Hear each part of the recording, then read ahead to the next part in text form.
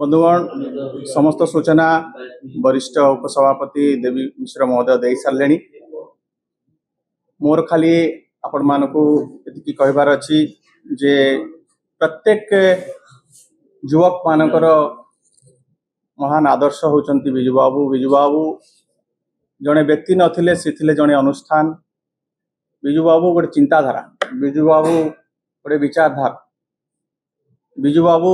गोटे सोच, विजु बाबू होचंती गोटे आइडिया जो आइडिया आज भी कंटिन्यू करुचे एवं तांकर जीवन व्यापी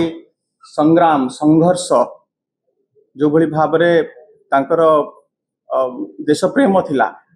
समग्र भारत वर्षर जति श्रेष्ठ देश प्रेमी अछंती ताले सी होचंती विजु बाबू। एवं आज जो गर्वर सह आमे कहूचु काश्मीर भारत वर्षर अविच्छेद्य अंग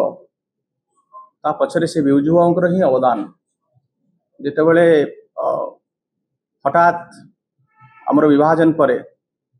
माड़ी आसिले पाकिस्तान आतंकवादी माने सेतेबेल को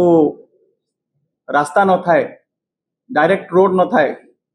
काश्मीर पाखक पहुंचवा पाई तत्कालीन प्रधानमंत्री पंडित नेहरूंकर आह्वान क्रमे विजु बाबू गोला बारूद धरिकिना तुरंत जाइकी पहुंचले एवं भारतीय सैनिक मान पाखे जो गोला बारूद पहुंचला से माने आतंकवादी मान को तड़िले एवं तापर ठारू आज आम गर्वर सह कहि पारुचु जे जम्मू काश्मीर भारतर अविच्छेद्य अंग। एवं जहाँ पूर्व वक्ता माने कहूथिले खाली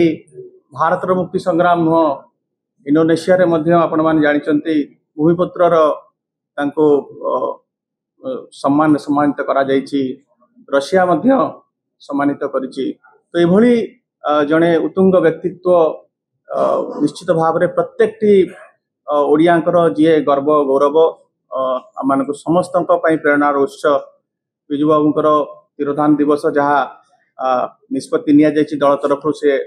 सेटा को आमे से दिन को से पवित्र दिन को आमे प्रभात पुरुष दिवस रूपे पालन करने को जाउछु। एवं विजु बाबूंकर जो महान आदर्श रही विजु बाबूंकर जो जनसेवार अभियान को किपरि भाव रे जनमानस रे आमे पहुंचेबा उज्जीवित करवा से जो विभिन्न जो कार्यक्रम हाथ को निया जायछि आसंता 17 तारिख दिन से विजु युव जनता दलर समस्त राज्य कर्मकर्ता एवं जिलार कर्मकर्ता एवं अनेक युवक छात्र से दिन बहुत मात्रा रे शामिल होगी समस्त कार्यक्रम को सफल कर। समस्त को नमस्कार। आज शंख भवन रे अनुष्ठित होथिबा ई सांबादिक सम्मेलन रे उपस्थित अछंती वरिष्ठ उपसभापति सम्मानीय पूर्वतन मंत्री देवी प्रसाद मिश्र महोदय, भुवनेश्वर जिला सभापति तथा पूर्वतन मंत्री वरिष्ठ नेता अशोक चंद्र पंडा महोदय, मान्यवर सांसद महोदया सुलता देव, उपस्थित अछंती युव सभापति चिन्मय साहू महोदय एवं छात्र सभापति इप्सिता भौणी एवं समस्त प्रतिनिधि माननको मो स्वागत जनाऊँ, समस्त को नमस्कार जनाऊँ। प्रभात पुरुष विजु पट्टनायक जे कि जड़े राष्ट्रनीतिज्ञ थिले, जड़े स्वाधीनता संग्रामी थिले एवं केवल भारत वर्षर मुक्ति संग्राम नुह से पृथ्वीर मुक्ति संग्राम विभिन्न राज्यर इंडोनेशिया कह जाऊ, रशिया कह जाऊ से तांकर पराक्रम देखैथिले, देश प्रेम देखैथिले एवं भारत वर्षर सुनाम सारा विश्व रे से करि पारिथिले एवं तांकर सबो काम जहा कि आज आमे तांको विश्वकर्मा बोली आधुनिक ओडिसार कहूछु स्वाधीनता परवर्ती समय रे एवं सबुठो बड़ अवदान होची तांकर महिला मानक पाई एवं महिला मानक सशक्तिकरण। जेतेबेले भारत वर्ष चिंता करि नथिला सेही समय रे प्रभात पुरुष विजु पट्टनायक से महिला मानक सशक्त करिया पाई पॉलिसी डिसीजन रे तांको शामिल करिया पाई 1992 रे 33% स्थान संरक्षण करथिले पंचायत राज सिस्टम रे एवं अर्बन लोकल बॉडीज। जो कि महिला माने आसी तृणमूल स्तर रे वार्ड स्तर रु आसिकी जिला परिषद चेयरमैन पर्यंत प्रेसिडेंट पर्यंत हेकी पॉलिसी डिसीजन लोकल बॉडी एवं पंचायत राज विभाग रे से विभिन्न स्तर रे तांको शामिल करा जाइथिला एवं राजनीतिक क्षमता दिया जाइथिला तांको एवं बिजू पट्टनायक एई प्रयास पाई आज महिला माने राजनीतिक क्षेत्र में स्वाधीनता पाइले एवं तांकर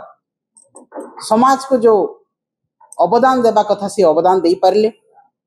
ताको आहुरी शाणित करिया पाई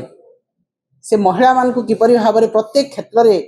कार्य करिवार सुजोग दिया जिवो सेति पाई मध्य से काम करथिले तार बहु वर्ष परे भारत वर्ष चिंता कला महिला मान को पाई एवं तापरे आमर प्रिय नेता नवीन पट्टनायक महोदय मान्यवर पूर्वतन मुख्यमंत्री वर्तमान विरोधी दलर नेता 50% स्थान संरक्षण करिले प्रभात पुरुष बिजू पट्टनायक आदर्श रे ई दल अनुप्राणित हेकी तांकर सुपुत्र महिला सशक्तिकरण को आहुरी आग को नेले 50% स्थान संरक्षण करी तेणु आज ई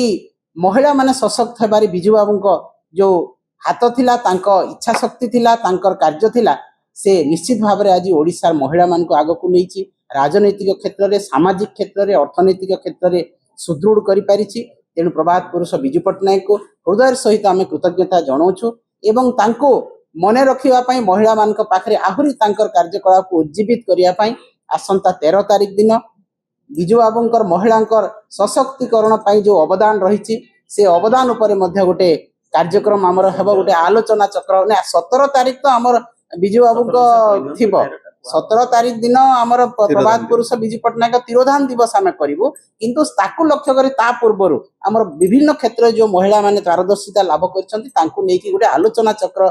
बिजू बाबू ऊपर आम करूँ 13 तारिख दिन से अनुष्ठित हो जहाँकि 17 तारिख कार्यक्रम को आहुरी सुंदर करि परिबो आहुरी स्मरणीय करि परिबो।